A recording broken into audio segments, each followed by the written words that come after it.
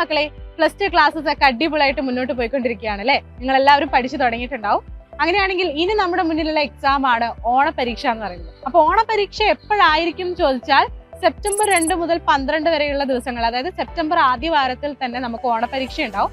അപ്പൊ നമ്മൾ പഠിച്ചു തുടങ്ങേണ്ട സമയമായിട്ടുണ്ട്. നമ്മൾ ഇപ്പോഴേ തന്നെ പഠിച്ചു തുടങ്ങേണ്ടതുണ്ട്. കാരണം ഓണപരീക്ഷ ഒരിക്കലും നമ്മുടെ പബ്ലിക് എക്സാം പോലെ ആയിരിക്കില്ല. നമുക്ക് എക്സാമുകളുടെ ഇടയിൽ അധികം ദിവസം ഗ്യാപ്പ് ഒന്നും ഉണ്ടാവില്ല. അപ്പൊ നമ്മൾ ഇപ്പോഴേ തന്നെ സിസ്റ്റമാറ്റിക് ആയിട്ട് പഠിച്ചു തുടങ്ങേണ്ടതുണ്ട്. ഓണപരീക്ഷയെ കുറിച്ച് പലർക്കും പല സംശയങ്ങളാണ്. അതായത് ഓണപരീക്ഷ എല്ലാവർക്കും ഒരു കോമൺ ക്വസ്റ്റ്യൻ പേപ്പറിലുള്ള എക്സാം ആയിരിക്കുമോ, അല്ലെങ്കിൽ ഓണപരീക്ഷയ്ക്ക് നമുക്ക് എത്ര ചാപ്റ്റേഴ്സ് പഠിക്കാനുണ്ട്, സ്കൂളിൽ ഇത്ര ചാപ്റ്റേഴ്സ് ആണ് പഠിപ്പിച്ചത്, അപ്പൊ അതുവരെയാണോ ഓണപരീക്ഷയ്ക്ക് ഉണ്ടാവുക, അങ്ങനെ ഒരുപാട് സംശയങ്ങൾ നിങ്ങൾക്കുണ്ട്.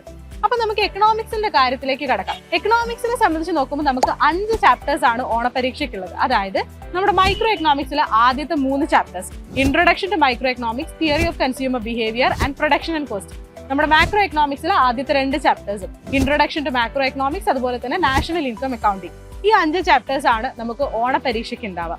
അതുപോലെ ഒരു കോമൺ ക്വസ്റ്റ്യൻ പേപ്പർ വെച്ചുകൊണ്ടുള്ള ഒരു ഓണപരീക്ഷയായിരിക്കും നമുക്ക് ഇത്തവണ ഉണ്ടാവുക. എക്കണോമിക്സില് ഈ 5 ചാപ്റ്റേഴ്സും കൂടി 30 മാർക്കാണ് നമ്മൾ ഈ ഓണപരീക്ഷയിലൂടെ തന്നെ സെറ്റ് ആക്കാൻ പോകുന്നത്.